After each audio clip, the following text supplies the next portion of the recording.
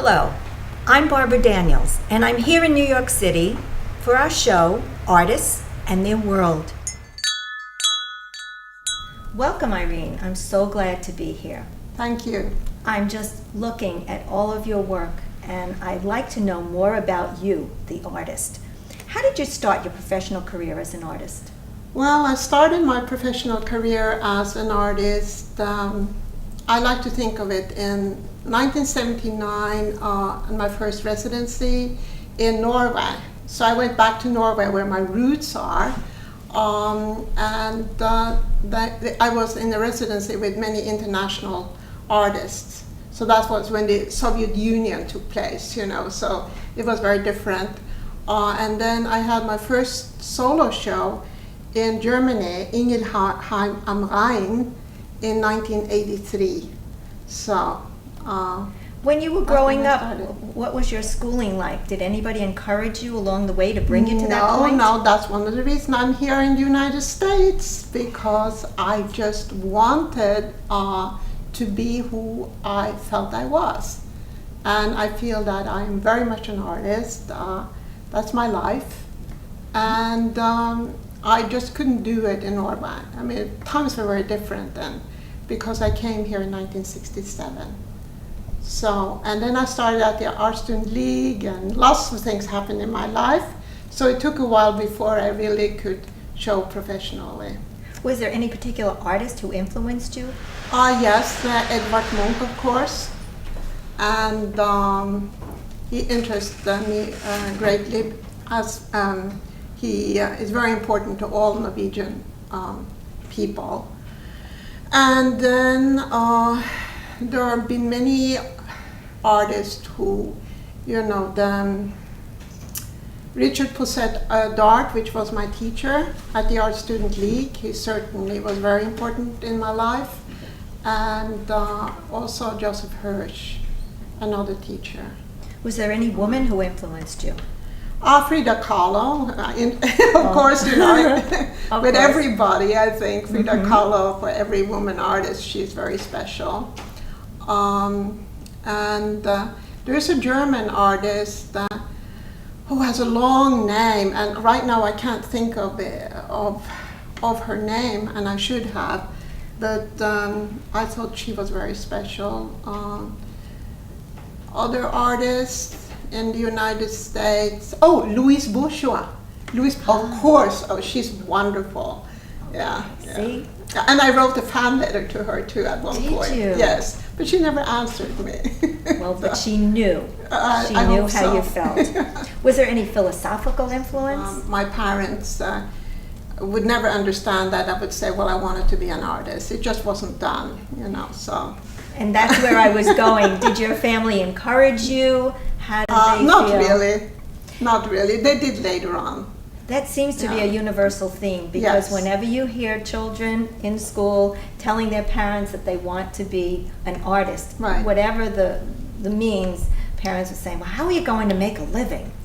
That's true, and you often are asked that question too, do you make a living? And that question always, I feel like, I wish they didn't have to ask artists that, because it's so hard, I mean, most artists have to do some other kind of work besides being an artist.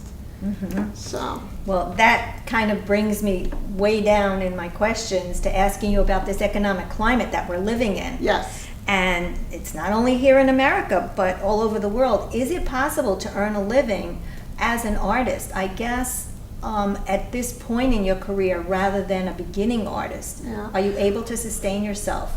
Well, I'm able to sustain myself, but not only from the art.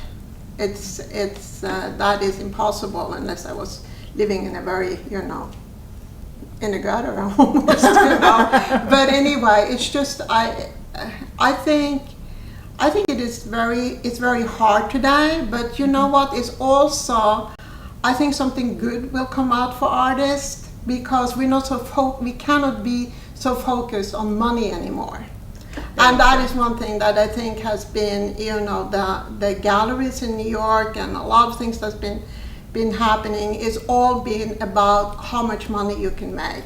And I think there's been a lot of artists in for just the money-making business, and not really because that's where their heart is and that's what they have to do, you know. But there are so many other rewarding aspects to being an artist, and particularly the people that you meet in your life. And the people who appreciate what Yes. you're doing. And that's what we hope to show the Yeah. viewing audience. And also where you get to show, because I have shown so many different places in the United States. I wouldn't even have traveled there, you know, but my paintings brought me there, and I met some wonderful people.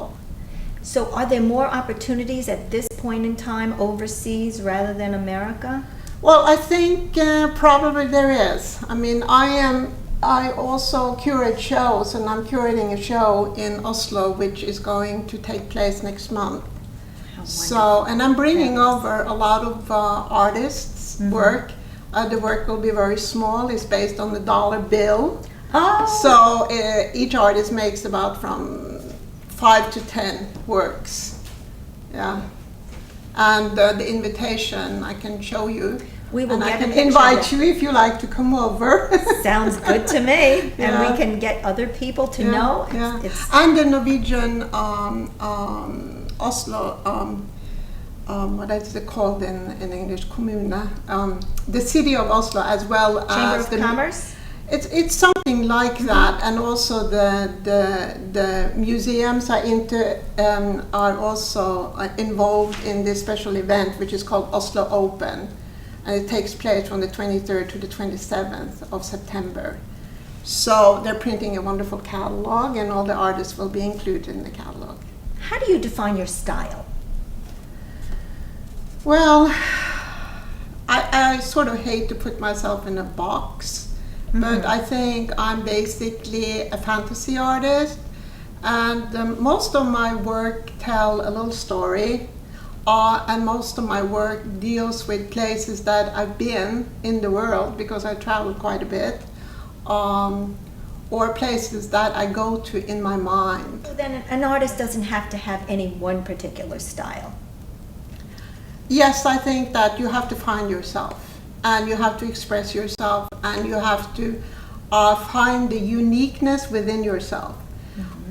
Because I feel that there are plenty of artists who like to copy what they see. Because it's you know, when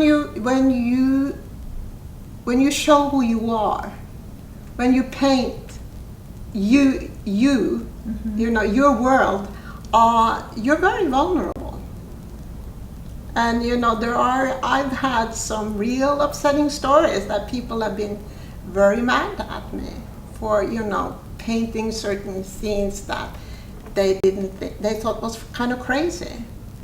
I sometimes can sit and laugh at certain things that I do, you know, or certain things that just pops up, because sometimes I have a feeling I don't even know why it happens within an artwork. I mean, and a lot of other artists will tell you that too.